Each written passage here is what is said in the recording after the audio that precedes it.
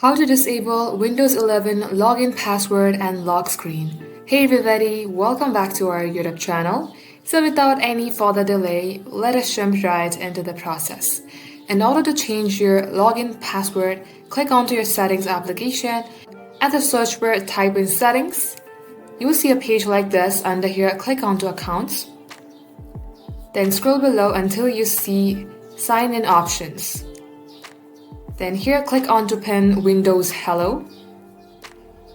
Then click on to remove to disable your pin. Now in order to disable your lock screen, click on to personalization just above the apps option. Here click on to background.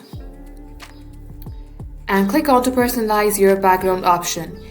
Here choose pictures or slideshow. And just like so, this is how you can do it. That wraps up today's tutorial. Thank you for watching the video till the very end. In case it had helped you in any ways, then make sure to like and subscribe. We will get back to you soon with more tutorials like this. In the meantime, stay updated.